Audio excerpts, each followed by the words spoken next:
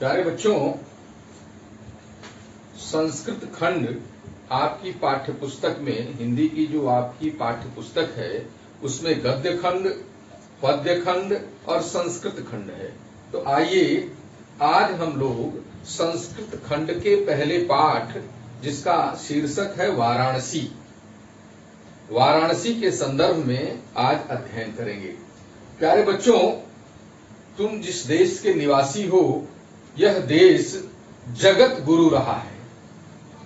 सभ्यता का प्रसार, संस्कृति का उद्भव सबसे पहले इसी भारत भूमि पर हुआ। भाषा सुमुख्या मधुरा दिव्या गीवार्ण भारती। दुनिया की सभी भाषाओं में सबसे महत्वपूर्ण और सुंदर मधुर भाषा संस्कृत भाषा है, और उस संस्कृत भाषा का सामान्य ज्ञान हमारे नौनिहालों को हो जाए, एतदर्थ परिषद ने आपकी हिंदी विषय में एक खंड संस्कृत खंड को रखा है। तो आइए वाराणसी, प्यारे बच्चों, वाराणसी विश्व विस्तृत नगरी है। यह इतनी प्राचीन नगरी है कि जब दुनिया भर में इस समग्र भूमंडल पर कहीं कहीं नगरों के बसाव की क्रिया प्रारंभ हुई थी, उसके पूर्व से ये काशी, ये वाराणसी इस भूखंड पर एक प्राचीन नगरी के रूप में, एक प्राचीन शहर के रूप में, संस्कृति और सभ्यता के विकास को देने वाले नगर के रूप में जगत भर में प्रसिद्ध हो चला था। आइए, वाराणसी सुविख्याता प्राचीना नगरी। प्यारे बच्चों, संस्कृत के अध्ययन के लिए, संस्कृत के पाठों को समझने के लिए तुम्हें उसका शुद्ध उच्चारण बहुत ही आवश्यक है, और शुद्ध उच्चारण के साथ वाचन, क्योंकि संस्कृत के जो शब्द होते हैं वे कई शब्द संधियों के मेल से बन जाते हैं, कई संयुक्त शब्द बन जाते हैं। तो उनमें सबसे आवश्यक है कि आपका उच्चारण और वाचन दोनों सुस्पष्ट हो। तो आइए सबसे पहले एक बार हम आपके सामने वाराणसी पाठ का शुद्ध उच्चारण और वाचन करते हैं, जिसे आप श्रवण करेंगे, और तदनुरूप नित्य प्रति आप अपने घरों में बैठकर संस्कृत के पाठों का अभ्यास, पढ़ने का अभ्यास कर लेंगे, तो आपको सुविधा रहेगी। प्यारे बच्चों, आइए वाचन करते हैं। वाराणसी यानी काशी या बनारस। वाराणसी सुविख्याता प्राचीना नगरी, इयं विमल सलिलतरंगायाः गंगायाः कूले स्थिता, अस्याः घट्टानां वलयाकृतिः पंक्तिः धवलयां चंद्रिकां बहुराजते। अगणिताः पर्यटकाः सुदूरेभ्यः देशेभ्यः नित्यम् अत्र आयान्ति। अस्याः घट्टानां च शोभां विलोक्य इमां बहु प्रशंसन्ति। अब आप देखें, इसमें कई संयुक्त वाक्य आए, कई संधियों के मेल से वाक्य आए, तो उनको जैसे वलयाकृति, वलयाकृति, तो इस तरह शब्दों के उच्चारण में शुद्धता और वाचन में शुद्धता संस्कृत के लिए ही नहीं वरन सभी भाषाओं के लिए अनिवार्य है। पर संस्कृत में अत्यावश्यक इसलिए है कि उसके गूढ़ और कठिन शब्दों का विच्छेद करके उसके अर्थ को आप आसानी से समझ सकते हैं। आइए दूसरा प्रस्तर, जिसे आप लोग अंग्रेजी में पैराग्राफ कहते हैं, उसे संस्कृत और हिंदी में प्रस्तर कहते हैं। जिन्हें आप पंक्ति कहते हैं, कतार कहते हैं, उसे कंडिका कहते हैं, कंडिका। तो आइए देखते हैं। वाराणस्याम प्राचीन कालादेव। अब देखिए, प्राचीन कालादेव, प्राचीन काल से ही। वाराणस्याम प्राचीन कालादेव गेहे गेहे विद्यायाः दिव्यं ज्योतिः द्योत्यते। अधुनापि अत्र संस्कृत वाग्धारा सततं प्रवहति, जनानां ज्ञानं च वर्धयति। अत्र अनेके आचार्याः मूर्धन्याः विद्वांसः वैदिक वाङ्मयस्य अध्ययने अध्यापने च इदानीं निरताः। न केवलं भारतीयाः अपितु वैदेशिकाः गीवार्णवाण्याः अध्ययनाय अत्र आगच्छन्ति। निःशुल्कं च विद्या गृह्णन्ति। अत्र हिंदू विश्वविद्यालयः संस्कृत विश्वविद्यालयः, काशी विद्यापीठम् इत्येते त्रयः विश्वविद्यालयाः सन्ति। येषु नवीनानां प्राचीनानां च ज्ञान विज्ञान विषयाणाम् अध्ययनं प्रचलितः। एषा नगरी भारतीय संस्कृतेः संस्कृत भाषायाश्च केन्द्रस्थलम् अस्ति। इत एव संस्कृत वाङ्मयस्य संस्कृतेश्च आलोकः सर्वत्र प्रसरितः। मुगल युवराजः दाराशिकोः अत्रागत्य भारतीय दर्शन शास्त्राणाम् अध्ययनम् अकरोत्। तेषां ज्ञानेन तथा प्रभावितः अभवत् यत् तेन उपनिषदाम् अनुवादः पारसी भाषायां कारितः। इयं नगरी विविध धर्माणां संगमस्थली। महात्मा बुद्धः, तीर्थंकरः पार्श्वनाथः, शंकराचार्यः, कबीरः, गोस्वामी तुलसीदासः, अन्ये च बहवः महात्मानः अत्रागत्य स्वीयान् विचारान् प्रसारयन्। न केवलं दर्शने, साहित्ये, धर्मे अपितु कलाक्षेत्रे अपि इयं नगरी विविधानां कलानां शिल्पानां च कृते लोके विश्रुता। अतत्रयाः कौशेय शाटिका देशे देशे सर्वत्र स्पृहन्ते। अतत्रयाः प्रस्तर मूर्तयः प्रथिताः। इयं निजां प्राचीन परम्पराम् इदानीमपि परिपालयति। तथैव गीयते कविभिः। मंगलम्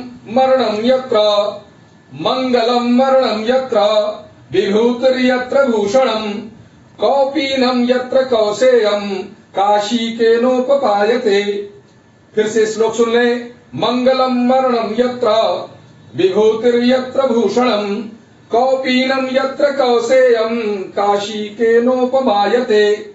प्यारे बच्चों, ये इसका वाचन रहा। संस्कृत का वाचन आपके लिए बहुत महत्वपूर्ण है। आइए इसके अर्थों को हिंदी में इसका अर्थ आपके सामने हम स्पष्ट करते हैं। वाराणसी सुविख्याता प्राचीना नगरी। वाराणसी सुविख्याता प्राचीना नगरी। वाराणसी प्राचीन जगत प्रसिद्ध शहर है, नगर है। सुविख्याता, सु अर्थों में विख्याता। जो इसकी प्रसिद्धि है वो सुंदर अर्थों में है। इसकी सकारात्मकता के कारण है, इसके सौंदर्य के कारण है, इसके मानव जीवन के उपयोगी होने के कारण है। यह आपकी जानकारी के लिए यहाँ स्पष्ट कर रहा हूं। वैसे इसका जब अनुवाद करेंगे तो वाराणसी सुविख्याता प्राचीना नगरी, वाराणसी बहुत प्रसिद्ध प्राचीन नगर है। वाराणसी बहुत प्रसिद्ध, अत्यधिक प्रसिद्ध, सुंदर अर्थों में प्रसिद्ध प्राचीन नगर है। इयं विमल सलिल तरंगायाः गंगायाः कूले स्थिता। यह विमल स्वच्छ सलिल जल, तरंगे लहरें, कूले किनारे स्थित है। गंगायाः मां गंगा के। तो इयं विमल सलिल तरंगायाः गंगायाः कूले स्थिता। यह स्वच्छ जल वाली, पवित्र जल वाली मां गंगा के, स्वच्छ जल वाली, पवित्र जल के लहरों वाली मां गंगा के किनारे स्थित है। अस्याह घट्टानां वलयाकृतिः पंक्तिः।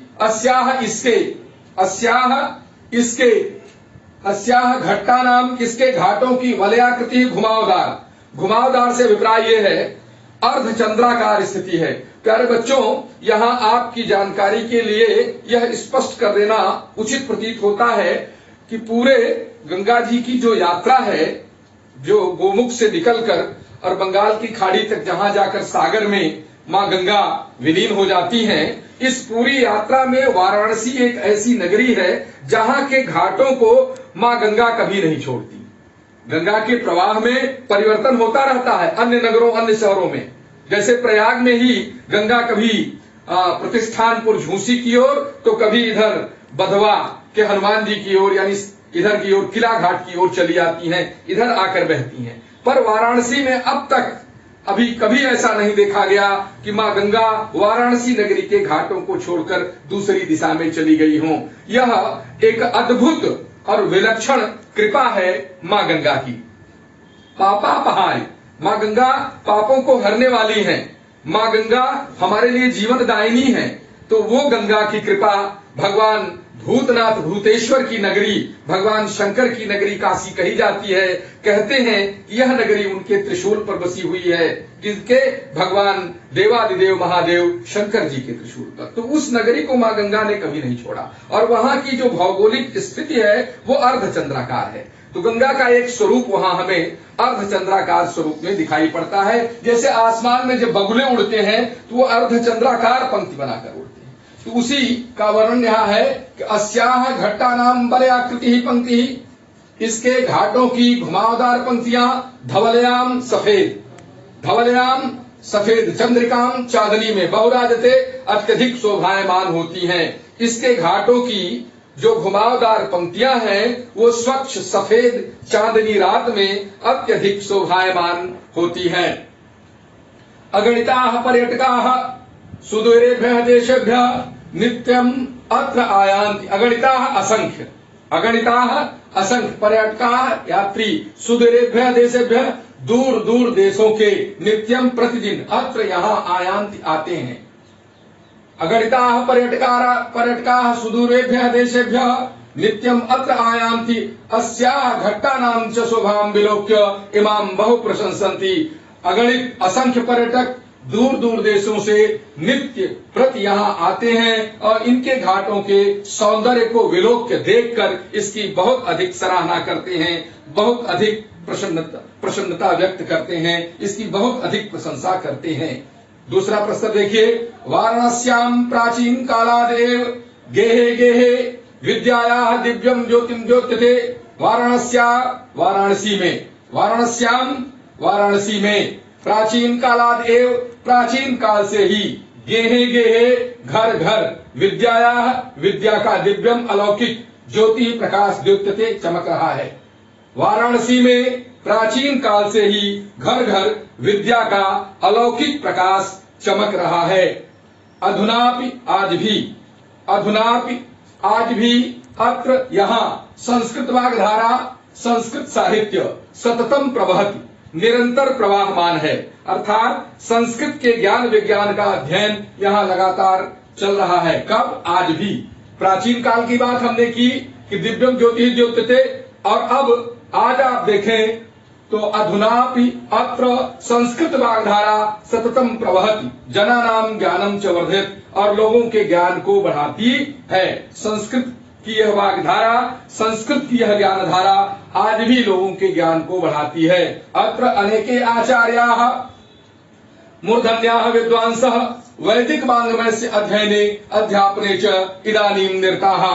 यहाँ अनेकों विद्वान, अनेकों आचार्य, मूर्धन्य विद्वान वैदिक साहित्य के पढ़ने और पढ़ाने में आज भी लगे हुए हैं। यहाँ अनेक आचार्य, मूर्धन्य विद्वान वैदिक साहित्य को, संस्कृत साहित्य को पढ़ने और पढ़ाने में आज भी लगे हुए हैं। न केवलम भारतीयाः, केवल भारतीय ही नहीं अपितु बल्कि वैदेशिका, विदेशी लोग भी गीर्वाण वाण्या संस्कृत वाणी के अध्ययन के लिए, संस्कृत भाषा के अध्ययन के लिए अत्र आगच्छन्ति, यहाँ आते हैं। निःशुल्कम च विद्यां गृह्णन्ति, और बिना किसी शुल्क के विद्या ग्रहण करते हैं।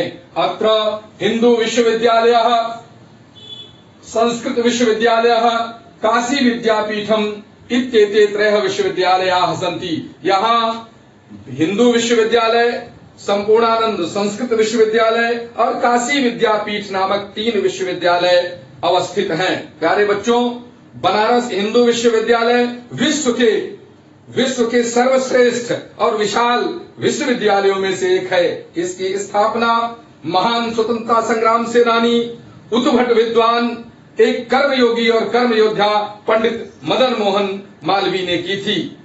ये गर्व की अनुभूति होती है मदन मोहन जी का नाम लेने में, जिनकी कृपा, जिनका कर्म क्षेत्र यह प्रयाग नगरी को भी मिलने का गौरव प्राप्त होता है। और तो और राजकीय इंटर कॉलेज प्रयागराज में वे विद्यार्थी के रूप में भी रहे, उनकी किलकारी आज भी यहाँ गुंजायमान है। यह तुम्हारी जानकारी के लिए। तो महामना मदन मोहन मालवीय ने बनारस हिंदू विश्वविद्यालय की स्थापना की थी। प्यारे बच्चों, यहाँ 3 विश्वविद्यालय, अत्र हिंदू विश्वविद्यालय, संस्कृत विश्वविद्यालय, काशी विद्यापीठम इत्येते 3 विश्वविद्यालयाः सन्ति। एषु जिनमें नवीनानां प्राचीनानां ज्ञान विज्ञान विषयाणाम अध्ययनम प्रचलति, जहां नवीन और प्राचीन ज्ञान विज्ञान विषयों का अध्ययन चलता है। यानी इन विश्वविद्यालयों में न केवल संस्कृत वरन कई नवीन ज्ञान विज्ञान के विषयों का भी अध्ययन का पाठ्यक्रम संचालित है। एषा नगरी भारतीय संस्कृतेः संस्कृत भाषायाश्च केंद्र स्थलम अस्ति। यह नगरी भारतीय संस्कृति का और संस्कृत भाषा का केंद्र स्थल है, मुख्य केंद्र है। इत एव यहाँ से ही, इत एव यहीं से या यहाँ से ही संस्कृत वाङ्मयस्य संस्कृतेश्च आलोकः सर्वत्र प्रसृतः। यहाँ से ही संस्कृत साहित्य का और भारतीय संस्कृति का प्रकाश सभी जगह फैला था। ये गौरव वाराणसी को ही है बेटे। हाँ, उत्तरम यत् समुद्रस्य हिमाद्रेश्चैव दक्षिणम वर्षम तद भारतम नाम भारतीय यत्र संतति। तो हम जो भारतीय संतान हैं वो समुद्र के उत्तर और हिमालय के दक्षिण का ये जो मध्य क्षेत्र है जिसमें हम भारतीय निवास करते हैं, यहाँ की संस्कृति ऊषा के सभ्यता काल से सारे जगत को अपना प्रकाश प्रदान करती रही है। उसी का संदर्भ यहाँ लिया गया है कि इयं नगरी विविध धर्माणाम संगम स्थली।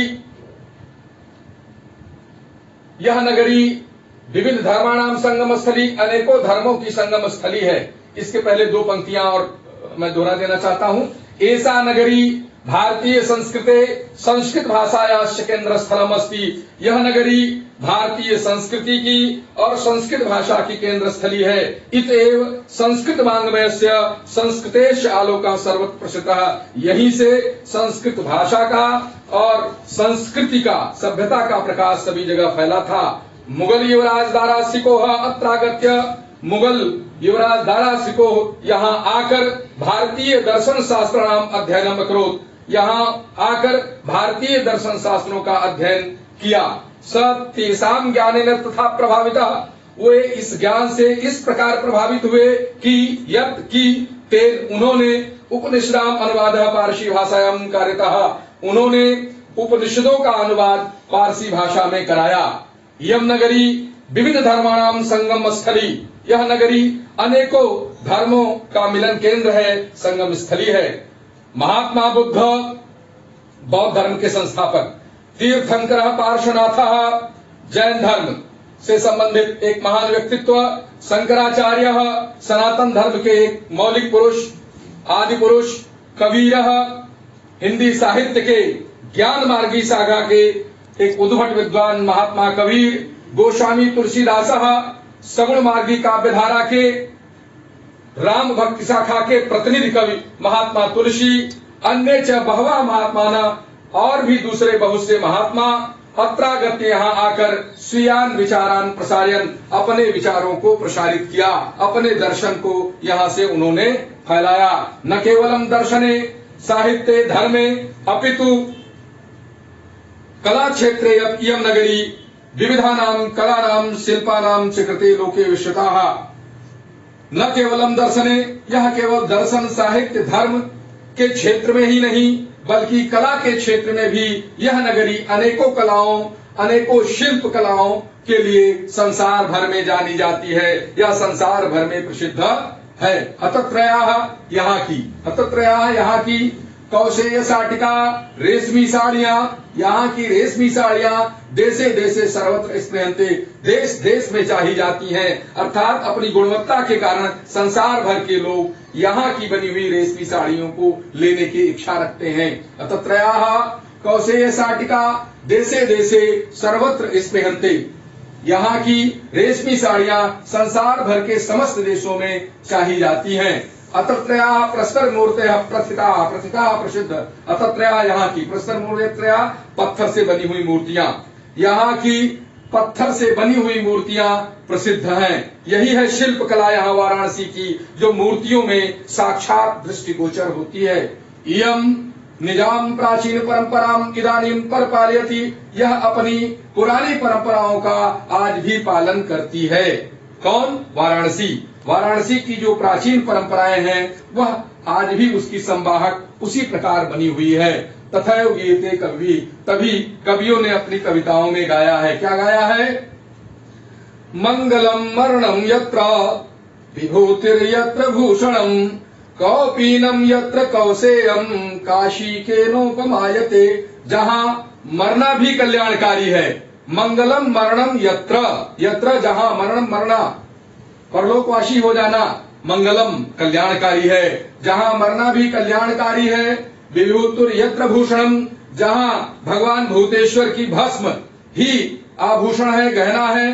कौपीनम यत्र कौसेयम, जहां की लंगोटी भी रेशमी है। सा काशी केनोपमायते, वह काशी की तुलना, उस काशी की तुलना किसी से नहीं की जा सकती। अर्थात वो काशी अतुलनीय है, उस काशी को मापा नहीं जा सकता है। ये इसका हिंदी अनुवाद हुआ प्यारे बच्चों। अब इसका जब सही अध्ययन करेंगे, आप सही उच्चारण करेंगे, तो जो छोटे छोटे संस्कृत के लघु प्रश्न पाठ के अंत में दिए गए हैं, उन प्रश्नों का उत्तर सहज ही इसी पाठ से निकल कर आएगा। जैसे वाराणसी नगरी कस्य कूले स्थिता, तो अब आप पहली पंक्ति अगर पढ़ते हैं, इयम विमल सलिल तरंगायाः गंगायाः कूले स्थिता, तो इसका उत्तर यही निकल आया कि वाराणसी नगरी कस्य कूले स्थिता, वाराणसी गंगायाः कूले स्थिता। बस इस प्रश्न का उत्तर अपने आप आपको प्राप्त हो गया, वाराणसी गंगायाः कूले स्थिता। इसी तरह के और भी उदाहरण, वाराणसी कस्याः भाषायाः केंद्रम अस्ति, वाराणसी कस्याः भाषायाम केंद्रम अस्ति। तो आप अपने पाठ में देखे आए हैं कि वाराणसी संस्कृत भाषाया केंद्रम अस्ति, वाराणसी संस्कृत भाषा का केंद्र है। इसी प्रकार से जितने भी प्रश्न हैं उन सब का उत्तर आप आसानी से सहजता से दे सकते हैं। प्यारे बच्चों, छोटे छोटे हिंदी के वाक्यों का आपको संस्कृत में अनुवाद करना है। वे छोटे छोटे वाक्य भी आपके इसी पाठ से संबंधित हैं, और अगर आप सही उच्चारण सही वाचन कर लेते हैं तो आपको इसमें कोई कठिनाई नहीं होती। जैसे अगणित पर्यटक दूर देशों से वाराणसी आते हैं, यह आपकी पाठ्य पुस्तक में दिया हुआ एक वाक्य है। अब इसका संस्कृत अनुवाद आप करेंगे तो अगणिताः पर्यटकाः सुदूरेभ्यः देशेभ्यः वाराणसी नगरीं आगच्छन्ति। ये अब आपके इसी पाठ में दिया हुआ है, कहीं अलग से ढूंढना नहीं है। पहले प्रस्तर की दूसरी कांडिका के मध्य भाग में देखें, अगणिताः पर्यटकाः सुदूरेभ्यः देशेभ्यः नित्यम अत्र आयान्ति अस्याः घट्टानां शोभां विलोक्य इमां बहु प्रशंसन्ति। तो ये आपके लिए आवश्यक है कि इस पाठ को या किसी भी संस्कृत के पाठ को शुद्ध रूप से आप उच्चारित करें, उसका शुद्ध वाचन करें। अनंतर आपको संस्कृत से हिंदी बनाने में, संस्कृत के लघु प्रश्नों के उत्तर देने में, छोटे छोटे हिंदी के वाक्यों का संस्कृत बनाने में बहुत अधिक सुविधा प्राप्त होगी। प्यारे बच्चों, आपको यह भी देखना है कि जो पाठ के अंत में छोटे छोटे सवाल दिए जाते हैं, कभी संस्कृत के लघु प्रश्नों के उत्तर के रूप में, कभी हिंदी के छोटे छोटे वाक्यों के संस्कृत बनाने के रूप में, कभी संधि विच्छेद के रूप में, कभी आंतरिक मूल्यांकन का भी आपको इसमें वो दिया जाता है, गृह कार्य दिया जाता है। जैसे इसी पाठ में वाराणसी की विशेषताओं की एक सूची बनाइए। अब मैं चाहूंगा कि इस पाठ से संबंधित वाराणसी की जो प्राचीन विशेषताएं हैं, जो नवीन विशेषताएं हैं, यानी प्राचीन काल से लेकर अतीत से लेकर वर्तमान तक को आप जोड़ते हुए वाराणसी नगरी की एक सूची बनाएं, जिसमें उसकी विशिष्टताएं दृष्टिगोचर हों। रेशम के क्षेत्र में, रेशम के कारोबार के क्षेत्र में, कताई बुनाई के क्षेत्र में, लघु उद्योग के क्षेत्र में यह वाराणसी नगरी बहुत से लोगों के भरण पोषण का कार्य भी कर रही है। कम पढ़े लिखे लोग भी कम पढ़े लिखे लोग भी रेशम की कटाई बुनाई के कार्यों में लगकर रेशमी साड़ियां बनाकर रेशम के अन्य सामानों को बनाकर अपनी जीविका आसानी से अर्जित कर रहे हैं। पूरा संसार वाराणसी के इस रेशम को दुनिया में सर्वश्रेष्ठ मानता है। तो आप वाराणसी से संबंधित एक सूची बनाएंगे और एक कार्य आप और करेंगे, वो ये कि इस पाठ से संबंधित जो कठिन शब्द आपको लगे उन्हें भी आप अपनी उत्तर पुस्तिका में एक जगह लिख लेंगे और उसका हिंदी अनुवाद एक नहीं, एक से अधिक अर्थ आप लिखेंगे, जिससे आपका ज्ञानवर्धन हो।